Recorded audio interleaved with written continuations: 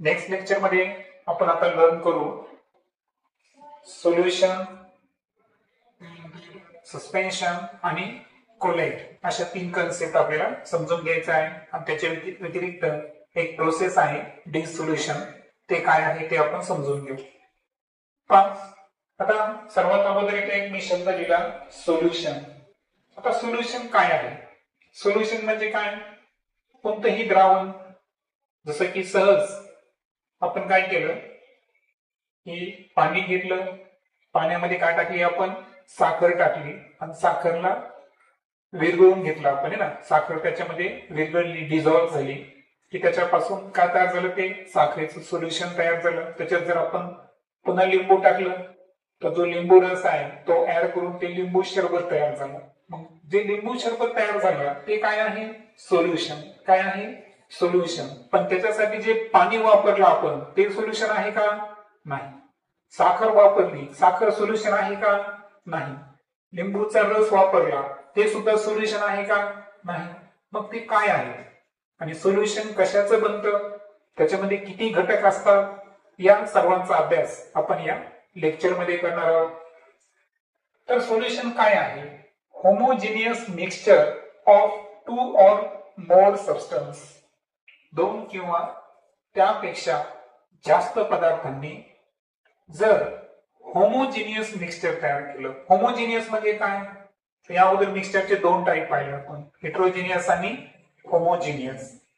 एखादी समुद्राच्या पाण्याचं मी तुम्हाला उदाहरण दिलं होतं की समुद्राचं पाणी जे खारट आहे हे फक्त एकाच भागामध्ये आहे का पूर्ण समुद्रामध्ये आहे? पूर्ण समुद्रातलं तुम्ही कुठलंही पाणी घेतलं त्यामध्ये असणारं क्षारांचं प्रमाण, खारटपणा हा कसा असणार? सारखाच असणार. त्याच्यामध्ये काही फरक पडणार आहे का? नाही. आणि म्हणून अशा पद्धतीचं जे मिक्सचर असतं त्या मिक्सचरला काय म्हणतो आपण? Homogeneous mixture. म्हणजे त्या मिक्सचर मधला आपण कोणताही भागातला जर पदार्थ चेक केला, त्याचं प्रमाण चेक केलं तर हे कोणत्याही दुसऱ्या भागाशी तंतोतंत काय व्हायला पाहिजे? जोडलं गेलं पाहिजे. बरोबर आहे का? जसं की अरबी समुद्र घेतला आपण, तर अरबी समुद्रामधले 2 पॉइंट आपण निश्चित केले आणि 2 ठिकाणचं जर आपण वॉटर आणलं तर दोन्ही ठिकाणी असणाऱ्या वॉटरमध्ये असणाऱ्या सॉल्टचं प्रमाण, क्षाराचं प्रमाण जर सारखं आहे, याचा अर्थ त्याच्यामध्ये जो पदार्थ विरघळला हा पूर्णपणे आणि सम प्रमाणात विरघळलेला आहे. दॅट्स वाय ते सोल्युशन कसं आहे? होमोजिनियस आहे. आता आपण समजा एक जग काय तयार केला? लिंबू सरबत तयार केला. पूर्णपणे लक्षात घ्या, पूर्णपणे त्याच्यामध्ये डिझॉल्व्ह झालेला आहे लिंबू सरबत. साखर पण पूर्णपणे विरघळली. त्याची 6 ग्लास मध्ये जर आपण वाटणी केली तर प्रत्येकाचा टेस्ट कसा असेल? सारखाच असेल. काही जास्त फरक पडणार आहे का? नाही. कारण ते मिक्सचर जे आहे ते कसं आहे? होमोजिनियस आहे. त्याच्यामुळे homogeneous mixture of 2 or more substance. आपण 3 सबस्टन्स वापरले. कोणते कोणते? एक वापरलं पाणी, दुसरं वापरलं लिंबू रस, तिसरा काय वापरलं आपण? साखर वापरली. मग आता 2 किंवा जास्त सबस्टन्स एकत्र येऊन जर होमोजिनियस मिक्सचर जर तयार करत असेल, समांगी मिश्रण जर तयार करत असेल तर डेफिनेटली त्याला काय म्हणायचं आपण? सोल्युशन. मग आता मला सांगा, आपल्या एक्झाम्पल मध्ये मी घेतलं पण लेमन ज्यूस, बरोबर आहे का? लेमन ज्यूस मध्ये काय घेतलं मी? लिंबू रस प्लस अजून काय टाकलं त्याच्यामध्ये? मी शुगर टाकली. ओके. आणि त्यानंतर काय घेतलं मी? वॉटर घेतलं आणि यापासून काय तयार केलं मी? सरबत तयार केलं. बरोबर आहे का? सो त्याला आपण लिंबू सरबतला शुगर किंवा लेमन ज्यूस म्हणू. काय म्हणू? Direct lemon juice. कारण लिंबू रस म्हणताना आपण काय करू? किंवा लेमन ज्यूस तर लिंबू रस येईल. ठीक आहे. तर ठीक आहे, आपण एक काम करू, इथं शुगर सोल्युशन नाव देऊ याला. ठीक आहे. सोल्युशन साठी मी SOL देतो. सोल्युशन जे आहे हे पूर्ण नाव असं असतं, परंतु इथून पुढे मी SOL आणि त्याचा घातांक n लिहिला तर त्याचा अर्थ काय असेल? शुगर सोल्युशन, है ना. सोल्युशन साठी शॉर्टकट. आता या एक्झाम्पल मध्ये जर पाहिलं आपण तर झालं काय बरं की याच्यामध्ये आपण लेमन ज्यूस वापरला, शुगर वापरला, वॉटर वापरला आणि एक लिंबू रस तयार केला. बरोबर. मग आता प्रश्न असा आहे शुगर ज्यूस, शुगर सोल्युशन किंवा लेमन सोल्युशन, हा त्याची काही अडचण नाही. ठीक आहे. लिंबू रस तर तुम्हाला माहित आहे, वाटल्यास मी कंसामध्ये लिहितो. आपण का तयार केला? लिंबू रस तयार केला. आता मला सांगा की याच्यामध्ये आपण जास्त प्रमाण कोणाचं वापरलं? तिघांमध्ये कोणाचं वापरलं? पाण्याचं वापरलं. मग एखाद्या सोल्युशन मध्ये एक सबस्टन्स असा असतो की ज्याचं प्रमाण जास्त असतं, बाकीचे घटक त्याच्यामध्ये काय होतात? डिसॉल्व्ह होतात, विरघळतात. तर त्या सबस्टन्सला काय म्हणायचं? सॉल्व्हंट. काय म्हणायचं? सॉल्व्हंट. म्हणजे सोल्युशन मध्ये लक्षात घ्या, हे जे तयार झालं होतं हे काय आहे? सोल्युशन. जे आपण लिंबू रस तयार केला ते काय आहे? सोल्युशन आहे. पण त्या सोल्युशन मध्ये सर्वात जास्त प्रमाणात आपण जे घटक वापरला होता तो कोणता होता? वॉटर. ज्याच्यामध्ये साखर पण विरघळली, लिंबू रस पण विरघळला, म्हणून वॉटर हे काय आहे? सॉल्व्हंट. आणि तुमच्या माहितीस्तव वॉटर जे आहे ना, हा युनिव्हर्सल सॉल्व्हंट आहे. म्हणजे जगातले जास्तीत जास्त पदार्थ हे कोणामध्ये मिसळतात? पाण्यामध्ये मिसळतात. म्हणून पाण्याला काय म्हणतो आपण? युनिव्हर्सल सॉल्व्हंट म्हणतो. आता सॉल्व्हंट समजलं तुम्हाला. आता यामध्ये आपण दोन सबस्टन्स असे घेतले होते, लेमन ज्यूस आणि शुगर, ज्यांचं प्रमाण वॉटरच्या तुलनेमध्ये कसं होतं? कमी होतं. मग सोल्युशन मध्ये ज्यांचं प्रमाण कमी असतं त्या घटकांना काय म्हणायचं? सोल्यूट. काय म्हणायचं? सोल्यूट. आणि म्हणून तुम्हाला जर विचारलं की सोल्युशन तयार कसं होतं, है ना, सोल्युशनचा फॉर्म्युला काय आहे, तर सोल्युशनचा फॉर्म्युला काय आहे? जेव्हा सोल्यूट हे कशामध्ये मिक्स होतील? सॉल्व्हंट मध्ये मिक्स होतील, तेव्हा ते एकत्र येऊन काय तयार करतील? सोल्युशन तयार करतील. सॉल्व्हंट हा जनरली किती असतो? एकच असतो. सोल्यूट हे एक किंवा त्यापेक्षा जास्त पण असू शकतात. ओके. अजून एक बेस्ट एक्झाम्पल घ्यायचं असेल तर पहा, मीठ आहे NaCl, टेबल सॉल्ट म्हणतो आपण. त्याला आपण पाण्यामध्ये विरघळलं की याच्यापासून काय तयार होतं? सॉल्ट सोल्युशन, है ना. काय तयार होतं? याच्यापासून सॉल्ट सोल्युशन तयार होतं. आणि हे सॉल्ट सोल्युशन मध्ये जे H2O होता हा काय होता सांगा? सॉल्व्हंट होता. H2O काय होता? सॉल्व्हंट. जे पाण्याचं ऋण सूत्र आहे. जे टेबल सॉल्ट म्हणजे मीठ होतं ते काय होता? सोल्यूट होता. बरोबर आहे का? आणि त्यानंतर जे सॉल्ट सोल्युशन तयार झालं हे काय आहे? सोल्युशन आहे. मग आता पुढची कन्सेप्ट घेऊ आपण, ती आहे डिसोल्युशन. काय आहे? मग आता डिसोल्युशन समजून घ्यायचं असेल तर डेफिनेशन दिली आहे, the process of forming a solution. आपल्याला काय तयार करायचं आहे?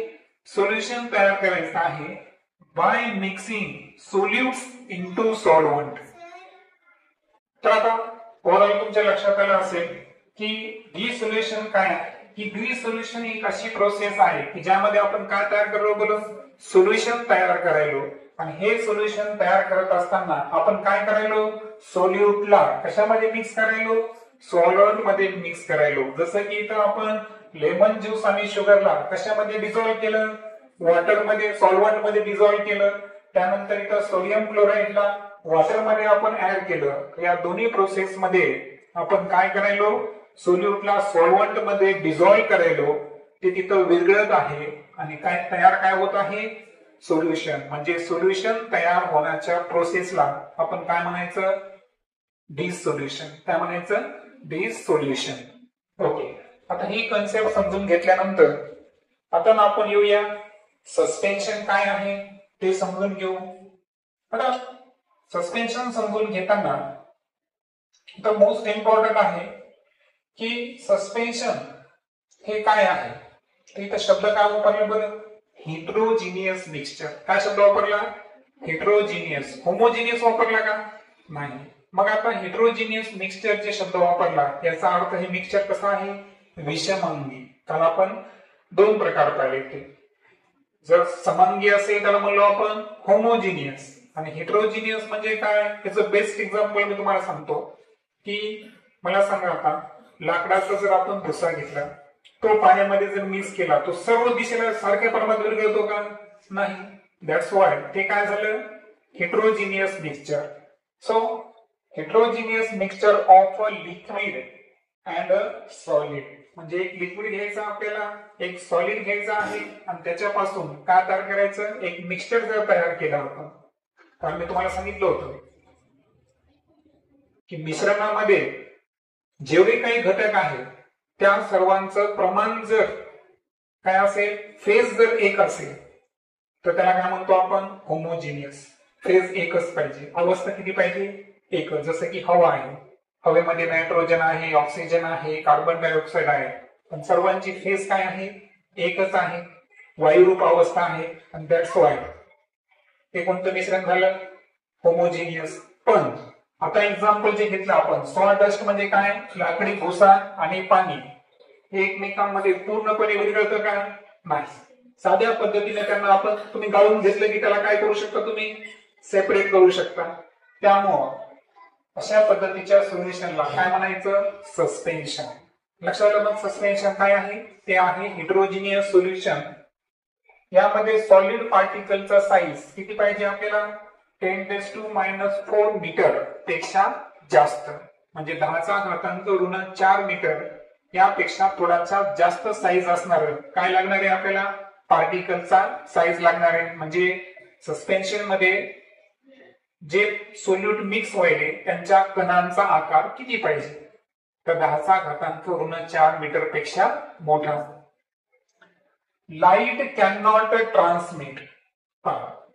पाण्यात जर आपण लाकडी भुसा ऍड केला त्याच्यातून मला सांगा प्रकाश आरपार जाईल का, ते पारदर्शक नाही. ते पारदर्शक आहे का, नाही. हे त्याचं एक वैशिष्ट्य आहे. Can be separated by filtration. आणि जी गाळण पद्धत असते है ना, सिम्पली थोडस गाळून आपण त्यांना काय करू शकतो, सेपरेट करू शकतो. आणि फायनली पाहू आपण कोलाइड काय आहे. कोलाइड हे सुद्धा हेट्रोजिनियस मिक्सचर आहे विच इज ट्रान्सल्युसंट. दूध पाहिलं तुम्ही. आता दुधासंदर्भात सांगतो मी तुम्हाला. दुधामध्ये मी तुम्हाला सांगितलं होतं याबद्दल, लॅक्टोज शुगर असते, प्रोटीन असतं, फॅट्स असतं, वॉटर असतं, बरोबर आहे का. पण दूध हे कंपाऊंड आहे का, नाही. मी तुम्हाला यावर सांगितलं ते काय नाही, मिक्सचर आहे. कारण फॅटचं प्रमाण कमी जास्त असतं, दुधाचं प्रमाण कमी जास्त असतं, प्रोटीनचं प्रमाण कमी जास्त असतं, बरोबर आहे का. त्याच्यामुळं दूध हे काय आहे, मिक्सचर आहे. आता दुधात तुम्ही थोडं पाणी टाका आणि त्याच्यातून प्रकाश जे आहे ना, एखादी टॉर्च लावा, प्रकाश काही प्रमाणात जातो आणि काही प्रमाणात जात नाही. लक्षात आलं. काचेतून प्रकाश कसा जातो, आरपार. पण दुधातून प्रकाश कमी प्रमाणात जाईल. दुधाचं पाणी टाकलं तर प्रकाश कसा होईल, कमी प्रमाणात ट्रान्समिट होतो आणि काही प्रमाणात होत नाही. त्याच्यामुळं मिक्सचर जर ट्रान्सल्युसंट असेल, थोड्या प्रमाणात जर पारदर्शक असेल किंवा अर्ध पारदर्शक म्हणू आपण त्याला, आणि हेट्रोजिनियस मिक्सचर जर असेल तर त्या सोल्युशनला काय म्हणायचं, कोलाइड. कोलाइडचं वैशिष्ट्य काय बरं, ते पण हेट्रोजिनियस मिक्सचर आहे पण कसं आहे, translucent. Can not be separated by filtration. दुधामध्ये पाणी मिक्स करा, सिंपल पद्धतीने त्याला सेपरेट करू शकतो का आपण, नाही. Size of particles is nearly about 10⁻⁵ metre. Suspension मध्ये किती होता पार्टिकलचा आकार, 10⁻⁴. आता आपण दुधाचं उदाहरण घेतलं, दुधामध्ये प्रोटीन, फॅट्स यांच्यामध्ये जे लहान लहान कण आहेत त्यांचा आकार किती असू शकतो, किती सूक्ष्म असू शकतो, तर 10⁻⁵ मीटर इतका सूक्ष्म असू शकतो. एक्झाम्पल जर पाहिले, स्मोक, धूर जे तयार व्हायला, ठीक आहे नाही, तर हा काय आहे, कोलाइड आहे. दूध तर घेतलं आपण, मिल्क, फॉग, हिवाळ्याच्या दिवसात धुकं पडतं कधी कधी, बरोबर आहे का. तर हे धुकं पडणं हे कशाचं एक्झाम्पल आहे, कोलाइड. त्यानंतर आकाशामध्ये जे ढगांची निर्मिती होती, सर्व दिसायला ढग सारखेच असतात का, नाही. ढगातून मला सांगा, ढग आल्यावर अजिबात आपल्याकडे प्रकाश पडत नाही असं आहे का, कमी प्रकाश पडतो. कारण क्लाउड हे कसे आहे, ट्रान्सल्युसंट. म्हणजे काही प्रकाश ते ऍब्झॉर्ब करतात, काही आर पार जातात, बरोबर आहे का. त्याच्यामुळे ढग किती असू द्या पण तो थोडाफार प्रकाश पडतोच. कारण क्लाउड हे काय आहे, कोलाइड टाइपचं सोल्युशन आहे. सर अशा पद्धतीची ही इन्फॉर्मेशन